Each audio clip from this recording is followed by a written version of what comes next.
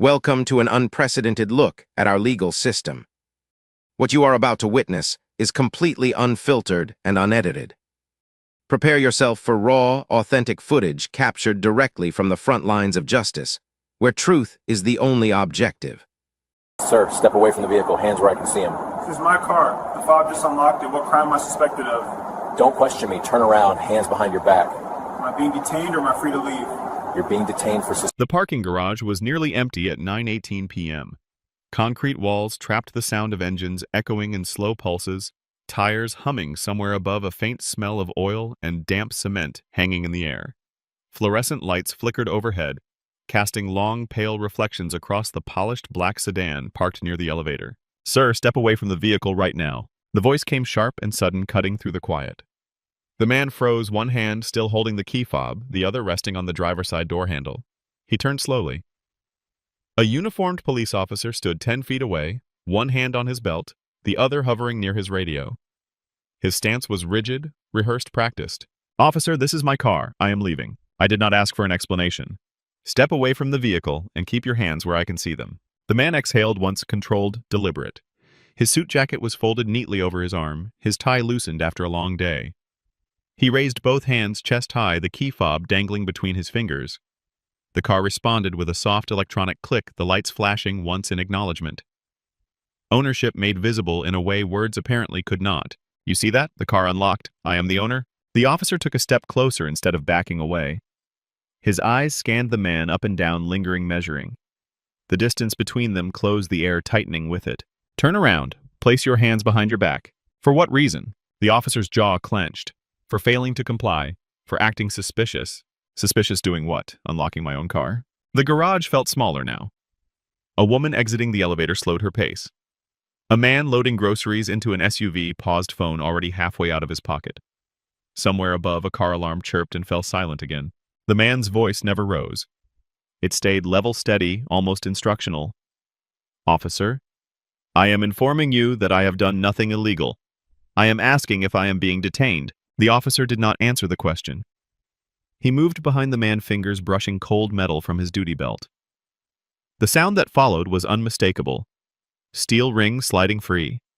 The soft mechanical whisper of handcuffs opening. "Sir, do not make this harder than it needs to be." The cuffs closed around the man's wrists with a dry click that echoed off concrete.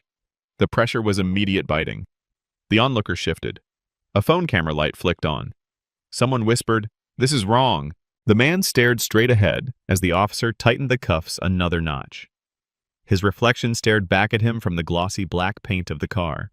Calm face, controlled breathing, a lifetime of courtroom statutes and sworn testimony running silently behind his eyes. "You are making a serious mistake," the man said quietly. The officer leaned closer, voice low and certain.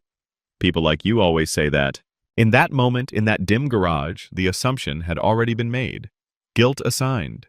Authority asserted. And the truth, the real one, had not yet entered the conversation at all. The story pauses here and rewinds, not to excuse what happened in that garage, but to explain how two lives moving in opposite moral directions collided in one narrow space. The man in handcuffs was named Daniel Wright, 46 years old, city-born, city-raised, the son of a school librarian and a bus driver who worked double shifts to keep food on the table and books in the house. Daniel learned early that words mattered, that precision mattered, that if you spoke carefully and listened closely, you could survive spaces not built for you. He earned a scholarship to a public university after graduating top of his class.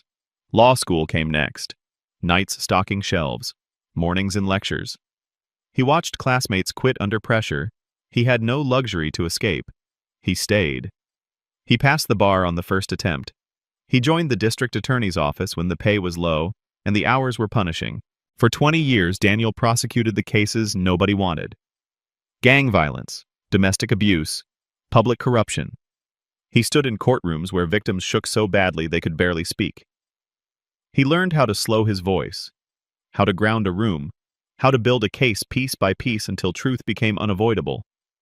His conviction rate was high, but his reputation was higher, fair, methodical, relentless with evidence, not ego. He sent violent offenders to prison. He also dismissed cases when police cut corners. He trained younger prosecutors to respect constitutional limits because shortcuts destroyed justice. His name appeared on legal panels and internal memos, not headlines. He did not chase cameras. He believed the law worked best when applied quietly and correctly. That night in the garage, he had just left the office after preparing opening statements for a high-profile corruption trial involving city contractors. He wore a tailored suit because court demanded it. He drove a black sedan because it was reliable and safe, not flashy. Nothing about his presence was illegal. Nothing about his behavior was suspicious. But context is invisible to bias. The officer who stopped him was Officer Ryan Keller, 34 years old, 9 years on the force, considered proactive by supervisors, aggressive by peers. He joined the department straight out of the academy, drawn by authority more than service. Early evaluations praised his confidence but flagged his confrontational style. There were complaints. Not enough to end his career. Enough to form a pattern. Stops that escalated unnecessarily. Body camera footage where his tone shifted when suspects challenged him verbally. A civilian complaint 2 years earlier alleging racial profiling during a traffic stop that ended without discipline due to insufficient evidence. Internal affairs cleared him each time. Reports noted no policy violation. Training reminders were issued. Files were closed. Keller believed deeply in command presence. He believed hesitation invited chaos. He believed respect had to be enforced, not earned. In roll call rooms, he spoke often about criminals knowing their rights too well, about people thinking a suit or a calm voice made them untouchable. That belief hardened over time. Every interaction became a test of dominance. Every question became defiance. The call that brought him to the garage was vague. Suspicious person near a luxury vehicle, no reported crime, no theft in progress, just a presence that made someone uncomfortable. Keller arrived already convinced of what he would find. When he saw Daniel standing next to the sedan, the narrative locked in place. Expensive car, late hour, black man. Keller did not see a prosecutor. He saw a challenge. Daniel's calm did not register as professionalism. It registered as arrogance. His questions about detention did not register as legal literacy. They registered as resistance. By the time Daniel demonstrated ownership of the vehicle, Keller was already committed. Backing down would mean admitting error in a public space. Phones were out. Eyes were watching. Authority once asserted could not retreat without cost. So Keller doubled down. The cuffs were not just a tool, they were a decision. A refusal to reassess. A moment where ego overrode procedure. Neither man knew the full weight of what was unfolding yet. Daniel did not know how many cameras were capturing every second. Keller did not know who was about to become his accuser. But their histories mattered. One built on restraint discipline and respect for the law. The other shaped by unchecked confidence and a system that taught him mistakes could be absorbed without consequence. The collision in that garage was not random, it was inevitable. Because when power goes unexamined and bias goes unchallenged, the question is never if it will surface, only where. And that night it surfaced under flickering fluorescent lights between concrete walls, with steel closing around wrists that had written arguments capable of dismantling careers. The garage did not calm down after the cuffs closed. It changed. Sound traveled differently now. Footsteps slowed. Engines idled longer than necessary. The quiet was no longer empty. It was watching. Daniel stood exactly where he had been told. Wrists locked behind him, shoulders squared. He did not twist. He did not protest physically. His training told him stillness mattered. Every movement could be misread. Every reaction could be used later out of context, stripped of intention. Officer Keller stepped back and spoke into his radio voice, clipped official. Dispatch? I have one male detained for suspicious activity. Requesting unit for transport. Daniel turned his head slightly. Detained. Not arrested. Words chosen carefully. He filed that away. Officer Daniel said, measured and clear, I am asking again. Am I being detained or am I under arrest? Keller ignored the question. He circled Daniel slowly, eyes scanning the suit, the watch, the shoes. Expensive but understated. The kind of details that triggered assumptions without offering proof. You need to stop talking, Keller said. You talk yourself into more trouble. Daniel nodded once. He did stop talking. Not because he agreed, but because he understood escalation dynamics. He had cross-examined enough officers to know when silence was safer. The woman who had exited the elevator earlier now stood near the ramp phone, held steady at chest height. She did not speak, but the red recording light was visible. A delivery driver leaned against his van, pretending to scroll while keeping the camera angled just enough. Keller noticed them. His posture stiffened. The presence of witnesses sharpened his tone instead of softening it. "Sir, you fit the description of a suspicious individual reported in this garage." Daniel finally spoke again. "What description?" "Late-night, expensive vehicle, acting evasive." Daniel almost smiled. Almost, acting evasive by unlocking a car. He took a breath. "Officer, I am a city employee. I work downtown. I can provide identification if you remove the cuffs." Keller laughed once short and humorless. Everyone has a story. Daniel did not raise his voice. He did not name his title yet. Not because he feared it, but because he understood something Keller did not. Once certain words were spoken, there was no undoing them. The reaction would not be neutral. It would be either submission or retaliation. Keller stepped closer again, lowering his voice. "You think because you talk nice you get special treatment." Daniel met his eyes for the first time. "This is not about special treatment. This is about lawful procedure." That did it. Keller's face hardened. His jaw set. The words lawful procedure landed like a challenge, not a reminder. He reached out and adjusted the cuffs tighter just enough to make a point. "You want to lecture me about the law while I'm doing my job." The pressure burned. Daniel's fingers tingled. He said nothing. A second patrol car rolled into the garage, lights flashing briefly before shutting off. Another officer stepped out, younger eyes moving quickly between Daniel Keller, and the phones pointed in their direction. "What's going on?" the second officer asked. "Suspicious person call," Keller replied. "Male refusing to comply, acting hostile." The younger officer hesitated. He looked at Daniel's suit, the car, the key fob still on the ground near the tire. He looked at the phones. "Sir, do you have ID on you?" the younger officer asked Daniel. Daniel answered him, not Keller. "Yes, in my inside jacket pocket, left side." Keller snapped his head around. "I did not authorize you to ask him questions." The younger officer took a half step back. "I'm just trying to clarify."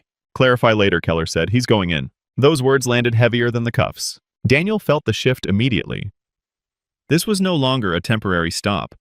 This was a commitment, a path chosen. As Keller guided him toward the patrol car, Daniel glanced once more at the phone's recording. He memorized faces. He noted angles. He tracked time. 8 minutes since first contact. No probable cause articulated. Ownership of the vehicle established. Continued detention. In his mind, a case was already forming. Keller opened the back door of the cruiser. The interior light revealed hard plastic seating, scuffed and stained. Daniel stepped in without resistance. The door closed with a hollow thud that echoed through the garage. As Keller walked back to the driver's side, the younger officer lingered for a moment, conflicted. He looked at Daniel through the window. "Sir," he said quietly, "we'll sort this out at the station." Daniel met his gaze. "I know." The car pulled away, tires humming against concrete, leaving behind a garage full of witnesses and a trail of video that had already begun its own journey. The escalation was complete. What started as a baseless stop had become a public spectacle, and no one involved fully understood. Yet how many careers, reputations, and institutions were about to be tested? The ride out of the garage was short but heavy. The patrol car climbed the concrete spiral, each turn pressing Daniel's shoulder slightly harder against the plastic seat. The cuffs cut deeper as the car leaned, metal biting into skin with every curve. The air inside smelled like disinfectant layered over old sweat and stale coffee. Keller drove without speaking. One hand on the wheel, one resting casually near the radio.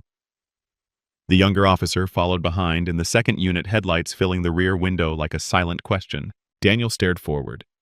He counted breaths. In through the nose, out through the mouth, slow, controlled. The same rhythm he used before closing arguments. Panic wasted energy. Clarity conserved it.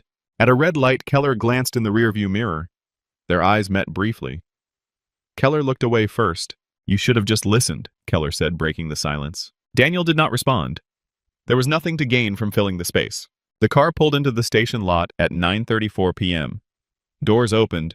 Cool night air rushed in sharp against Daniel's wrists where circulation had begun to fade. Keller guided him out, one hand firm on his arm. Not violent, but deliberately possessive. Inside the station hummed with low routine noise. Phones ringing.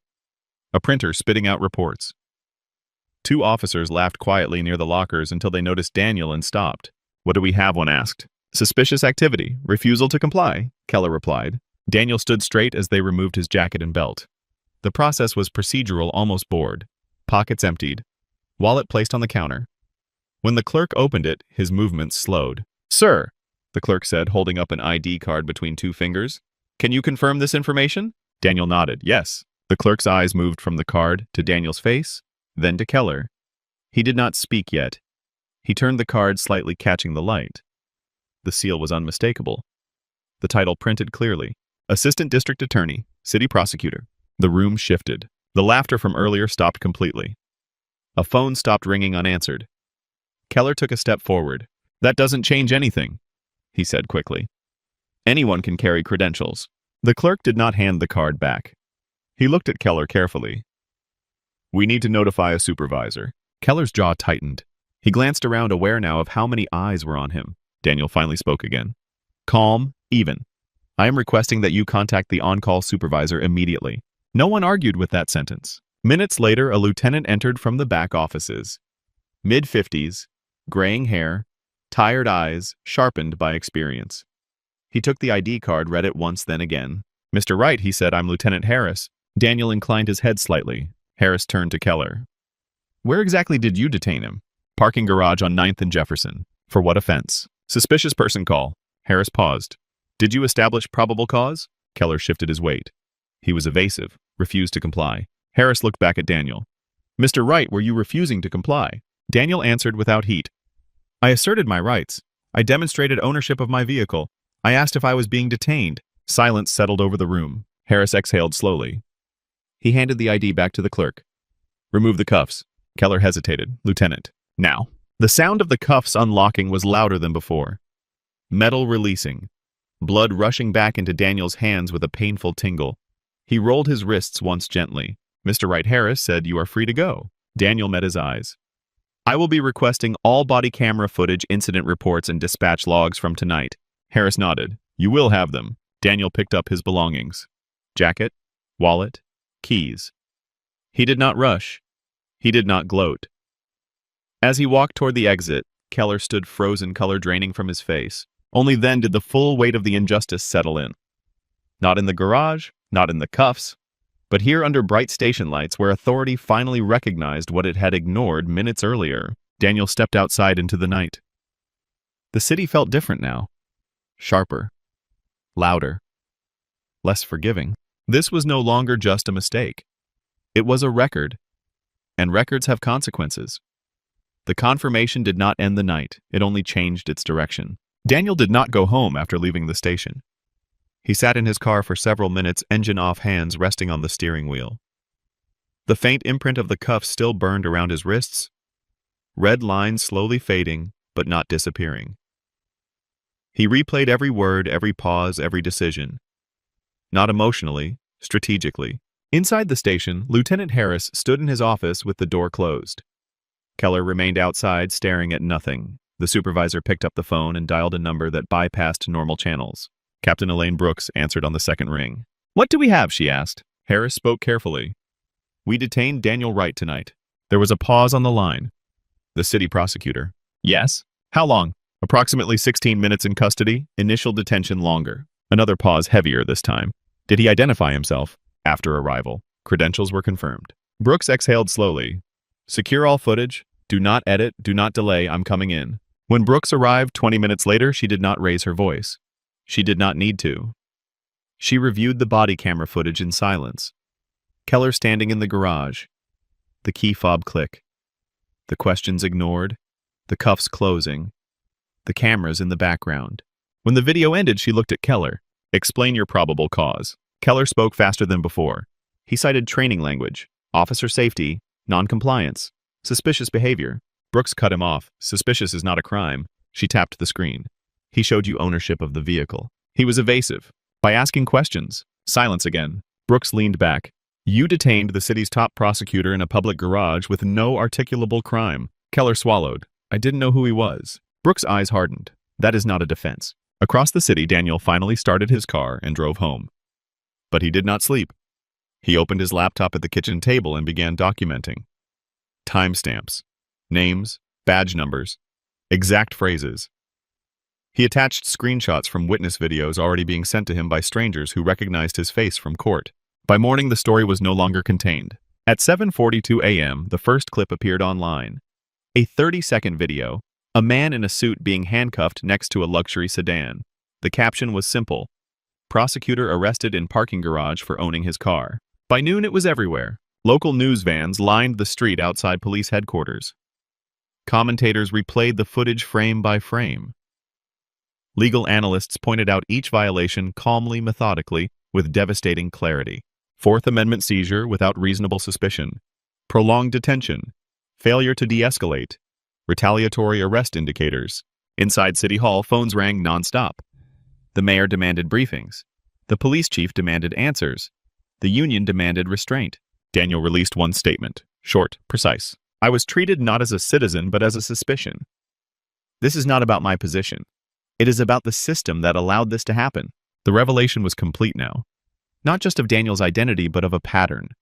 Of how easily authority hardened into abuse when unchecked. Of how quickly a routine stop became a public indictment.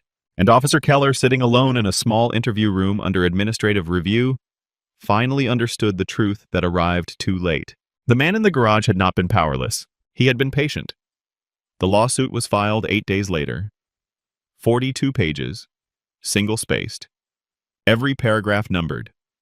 Every claim anchored to timestamps and footage. Daniel Wright did not need outside counsel, but he chose it anyway. A civil rights firm known for dismantling departments piece by piece. Not loudly, precisely. The complaint named Officer Ryan Keller individually. It named the police department. It named the city. Unlawful detention. False arrest. Retaliation for protected speech. Violation of constitutional rights under color of law. The exhibit spoke louder than the words. Body camera footage, garage security video, cell phone recordings from 3 different angles. Dispatch audio confirming no crime had been reported. Internal policy manuals highlighted in yellow where Keller had deviated. The city attorney watched the footage once, then again, then called an emergency meeting. This is indefensible, she said flatly. Public reaction moved faster than the legal process. The first video crossed 1 million views in under 12 hours. By the second day, it was past 6 million. Comment sections filled with stories that sounded identical just without the credentials, without the ending. City employees came forward quietly. Officers spoke to reporters off record. Keller's name surfaced in old complaints. Patterns that had been dismissed as isolated suddenly aligned. Internal affairs reopened everything. They found the traffic stop from 3 years earlier. The pedestrian stop dismissed for lack of evidence. The note from a supervisor that said aggressive tone but effective results. Effective for whom? Keller was placed on unpaid administrative leave. His badge and firearm were taken. The union issued a statement defending due process. It did not defend the footage. The disciplinary hearing lasted 1 hour. Violation of department policy. Failure to articulate probable cause. Conduct unbecoming. Loss of public trust. Termination effective immediately. Keller did not speak as the decision was read. He stared at the table. 9 years gone in a paragraph. The city settled 3 weeks later. The amount was never debated, only approved. $750,000. Daniel accepted it without comment. He announced the funds would be divided. Half to a legal defense fund for wrongfully detained citizens. Half to mandatory training oversight independent of the department. The mayor stood at a podium and promised reform. New protocols, new review boards, new language. Daniel did not attend. Justice did not feel loud to him. It felt exact. A career ended, a system exposed, a precedent set. Not because the wrong person was stopped, but because the wrong assumption was allowed to survive too long. What happened in that parking garage was not complicated. It only felt complicated because power was involved. Under the law, the moment Officer Keller ordered Daniel Wright to stop and restricted his movement, a seizure occurred. The Fourth Amendment requires reasonable suspicion based on specific articulable facts that a crime is being committed. Not a feeling, not discomfort, not the price of a vehicle, not the tone of a voice. There was no reported crime. No theft, no damage, no attempt to flee. Daniel unlocked his own car. That fact alone dissolved any lawful basis for continued detention. Everything that followed, the prolonged questioning, the tightening of cuffs, the transport to the station, moved from error into violation. Equally important is what did not justify the arrest. Asserting constitutional rights is not obstruction. Asking whether one is being detained is not defiance. Silence is not guilt. Courts have ruled this repeatedly, not in theory, but in cases where lives were disrupted exactly this way. Then there is the human layer. Bias rarely announces itself loudly. It operates quietly, filling gaps with assumptions. Black man. Expensive car. Late hour. Those details formed a narrative before evidence was even considered. Once that narrative hardened, contrary facts stopped mattering. That is how ordinary encounters become extraordinary harms. For viewers, there are lessons here that extend beyond this story. If you are stopped, remain calm. Do not escalate physically. Ask clearly whether you are being detained. If so, comply while documenting mentally. If you are free to go, leave. If witnesses are present, their cameras are not threats. They are records. For bystanders, filming matters, not commentary, not confrontation, just steady documentation, angle, time, continuity. For institutions, training without accountability is decoration. Early complaints matter. Patterns matter. Systems that protect misconduct eventually inherit its consequences. Daniel Wright did not win because of his title. He won because the law was on his side and the truth was recorded. Most people never get that combination. So the final question is not about one officer or one night. It is about what happens when authority is questioned and whether systems choose correction or denial. Because justice is not proven by who is punished. It is proven by whether the next person is protected. Welcome back. We are here to relentlessly pursue the truth and hold those in power accountable. Because while words can be twisted, the records simply do not lie. Thank you for joining us today.